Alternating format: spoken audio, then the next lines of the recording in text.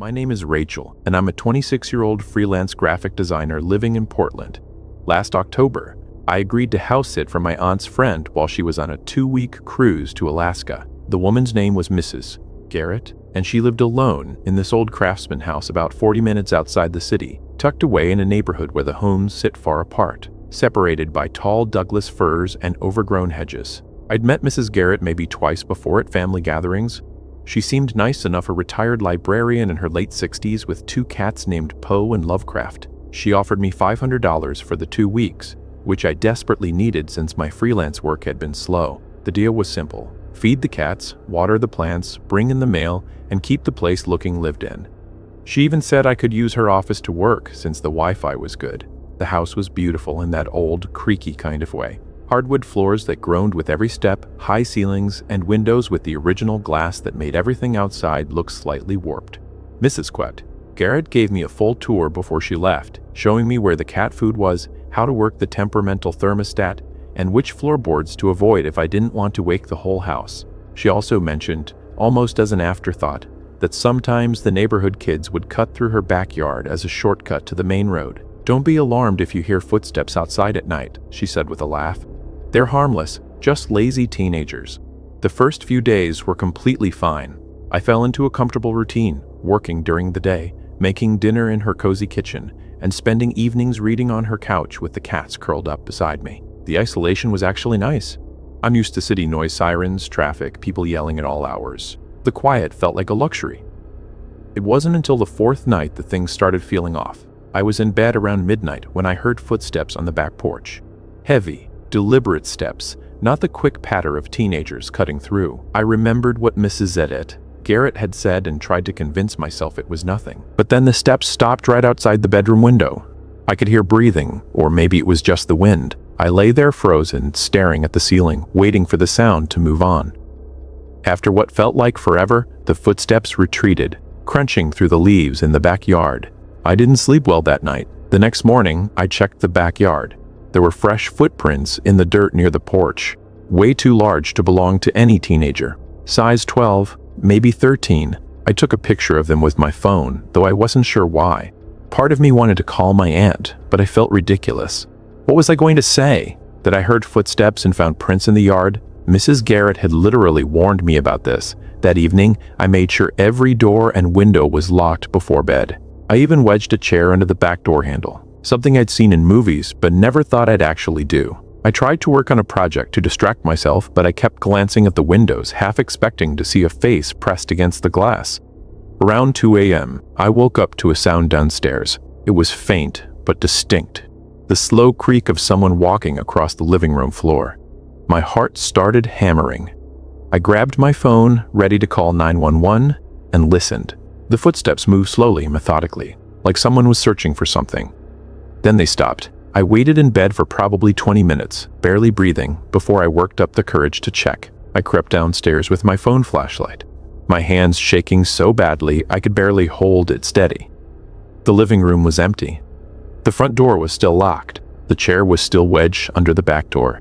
Nothing seemed out of place except for one thing. The door to the basement was open. I knew I had closed it earlier. Mrs. Garrett had specifically told me to keep it closed because the cats liked to knock over paint cans down there. I stood there staring at that dark doorway, my mind racing. Then I heard it again, a single creak from somewhere below. That was it. I slammed the basement door shut, locked it, ran back upstairs, locked myself in the bedroom, and called my aunt. She didn't answer. It was the middle of the night. I left a voicemail that probably sounded insane, then sat on the bed with a pair of scissors in my hand until the sun came up. The next morning, I searched the entire house. I checked every closet, every room, every corner of the basement. Nothing. No signs of forced entry. No evidence anyone had been inside. I started wondering if I was losing my mind. Maybe the old house was just settling. Maybe I was so on edge that I was imagining things. But then, I found the note. It was on the kitchen counter, written on a torn piece of lined paper in shaky handwriting. "I know you're staying here alone." I didn't even pack. I grabbed my laptop, my keys, and my overnight bag and left. I called Mrs. Garrett from the road, stumbling over my words as I tried to explain. She was surprisingly calm. She told me she'd had similar experiences over the years, strange noises. Things moved around, the feeling of being watched. She'd always chalked it up to the house being old, but she admitted she'd never felt entirely comfortable there alone. She told me not to worry about the cats, she'd have a neighbor check on them. She also mentioned, almost casually, that the previous owner had been a recluse who died in the house, and that sometimes she wondered if he'd ever really left. I stayed at my apartment after that. Mrs. Garrett came home a week early and didn't seem surprised when I told her I wouldn't be going back. She paid me the full $500 anyway and said she understood. I still don't know what was happening in that house. Maybe it was just an old building making old building noises. Maybe someone really was getting in somehow. Or maybe Mrs. Precaution. Garrett was right and some people just don't leave, even after they're gone. All I know is I'll never house sit again.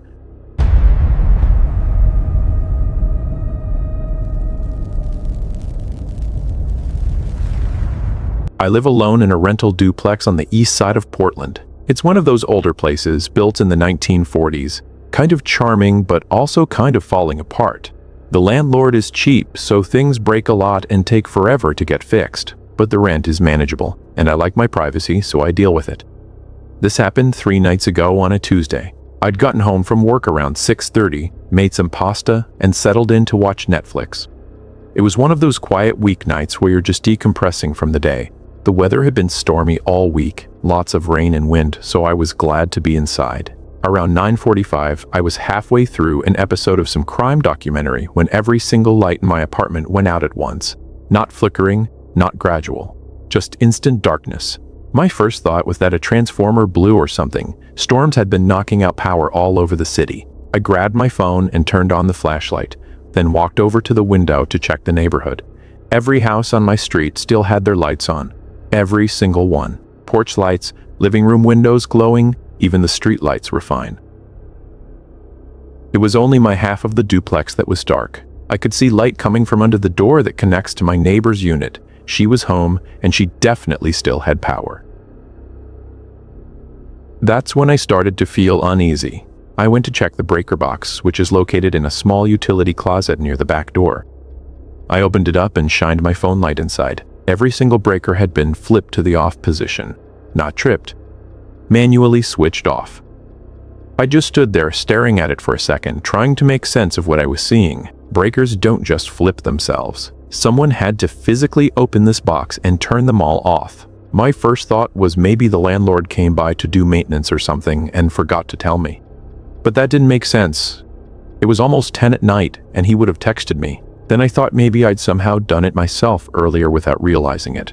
But I hadn't been near that closet all day. I stood there with my hand on the panel, debating whether to flip them back on, when I heard something. A creak. Not loud, but distinct. It came from the front of the apartment, near the living room. Old houses creak all the time, I know that. But this felt different. It felt deliberate. I turned off my phone's flashlight and just listened. Another creak. Then nothing. My heart was pounding now.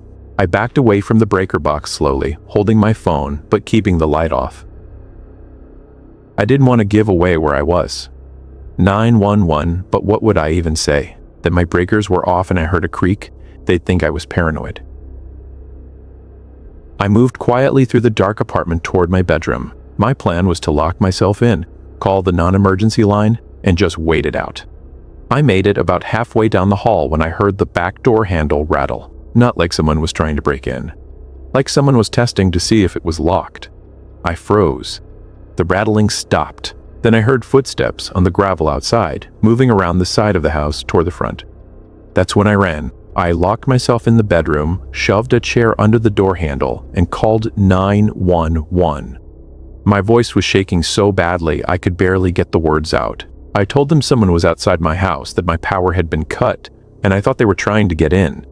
The dispatcher kept me on the line. She said officers were on their way and told me to stay where I was. I sat on my bed in the dark, gripping my phone, listening to every sound. I could hear footsteps on the front porch now, slow, deliberate. Then the doorknob turned. Thank God I'd locked it. Whoever was out there jiggled the handle a few times, then stopped. I heard more footsteps, this time moving away from the door. The police showed up about 6 minutes later, which felt like an eternity. I heard them knock and announce themselves. I came out of the bedroom and let them in. There were 2 officers, both young, both taking it seriously. They searched the property with flashlights. One of them checked the breaker box and confirmed that all the switches had been manually flipped off. The other officer found fresh footprints in the mud around the perimeter of my unit. They also found something else. There were pry marks on the back door frame, like someone had tried to force it open but gave up. The officers told me it looked like someone had scoped out my place, cut my power to see if I was home, and then tried to get inside when they realized I was. They think I scared them off by calling 911. One of the officers asked if I'd noticed anyone watching the house or following me recently. I said no, but honestly, I hadn't been paying attention. They took a report, checked all my locks, and told me to call immediately if anything else happened. They also suggested I get a deadbolt for the back door and maybe a camera. After they left, I flipped the breakers back on. I didn't sleep that night. I just sat on my couch with all the lights on, checking the windows every few minutes. I called my landlord the next morning and told him what happened. He installed a new deadbolt that same day and said he'd look into getting security cameras for both units. I haven't seen anyone suspicious since, but I also haven't felt safe. I keep thinking about how close it was. If I hadn't locked that back door, if I'd been asleep, if I hadn't noticed the breakers. I don't know who it was or what they wanted, but they knew exactly what they were doing, and they knew I was home alone.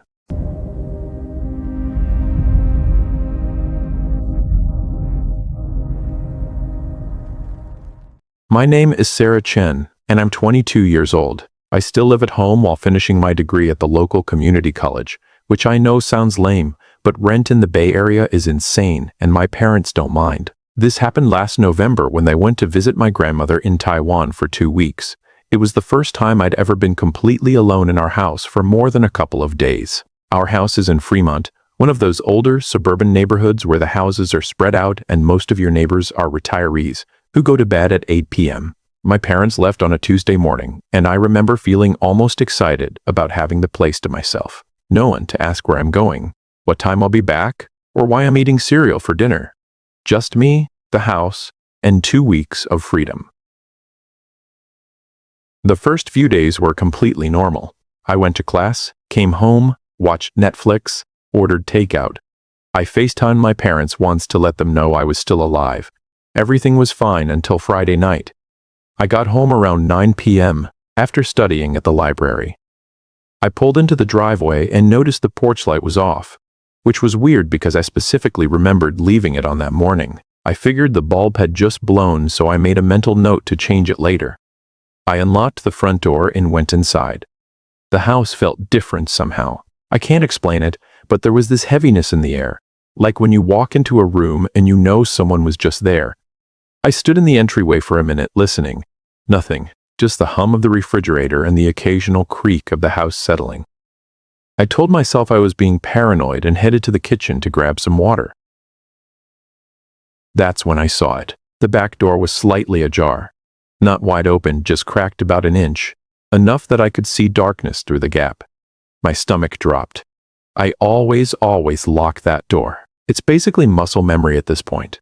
I stood there frozen, staring at it, trying to remember if maybe I'd taken the trash out that morning and forgotten to lock it afterward. But I hadn't taken the trash out. I knew I hadn't. I should have called the police right then. That's what any reasonable person would do.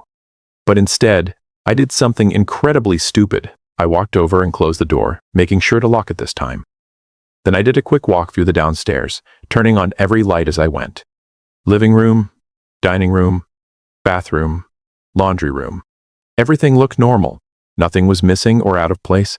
I went upstairs and checked all 3 bedrooms and the bathroom. Also normal. I started to relax a little, convincing myself that maybe I really had forgotten to lock the back door. Maybe the wind had blown it open. It was a breezy night after all. I changed into sweatpants and a t-shirt, made myself some ramen, and settled on the couch to watch a movie. About halfway through, maybe around 11:30, I heard something. It was faint, coming from upstairs. A soft creaking sound, like someone slowly walking across the floorboards in my parents' bedroom. Old houses make noise all the time, I told myself. It's just the wood expanding and contracting with the temperature change. But then I heard it again. This time it was clearer, more deliberate. Creak. Pause. Creak. Pause. Like footsteps. I muted the TV and sat perfectly still, barely breathing. For about 30 seconds, there was nothing. Then I heard it again, followed by what sounded like a drawer being slowly pulled open. My heart was pounding so hard I could feel it in my throat.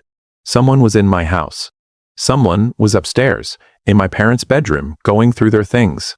I grabbed my phone with shaking hands and dialed 911. I whispered to the dispatcher what was happening, and she told me to get out of the house immediately and wait outside for the officers. I didn't need to be told twice. I grabbed my keys and ran out the front door, not even bothering to close it behind me. I stood in the driveway in my bare feet, watching the upstairs windows. I didn't see any lights or movement. The police arrived maybe 6 minutes later, which felt like an eternity. 2 officers got out, and I explained everything. They drew their weapons and went inside while I waited in the back of a patrol car. They were in there for probably 15 minutes. When they came back out, one of them told me they'd searched the entire house, including the attic and basement. No one was there. All the windows were locked from the inside. Nothing appeared to be missing or disturbed. The officer asked if I was sure I'd heard something in this kind tone that made it clear he thought I was just a scared kid alone in a big house. I felt like an idiot. I apologized for wasting their time, and they told me not to worry about it, that it's better to be safe. They suggested I have a friend stay over if I was nervous. After they left, I went back inside, but there was no way I was sleeping upstairs. I locked every door and window I could find, pushed a chair against the front door, and spent the night on the couch with all the lights on and a kitchen knife on the coffee table. The next morning, I went upstairs to grab some clothes. My parents' bedroom looked exactly like it always did. But when I walked past their dresser, I noticed something that made my blood run cold. The top drawer, the one where my mom keeps her jewelry, was open about 2 inches. I know for a fact it had been closed the day before because I'd walked past it when I checked the house. I called my best friend Amanda and begged her to come stay with me. She showed up that afternoon with an overnight bag and a baseball bat. We spent the rest of the weekend together, and nothing else happened. No strange noises, no open doors, nothing. My parents came home the following Tuesday. I never told them what happened. I didn't want to freak them out or sound crazy, but I did ask my dad to install a security camera at the back door, claiming I wanted to keep an eye on the neighborhood cats that kept knocking over our trash cans. He did it the same week. I've watched that footage from November obsessively. The camera started recording 3 days after the incident, but sometimes late at night, I still pull up the app on my phone and watch the live feed, just to make sure the back door is closed and locked. I don't know if someone was actually in the house that night or if my mind just played tricks on me. But I do know this: I'm never staying home alone for 2 weeks again.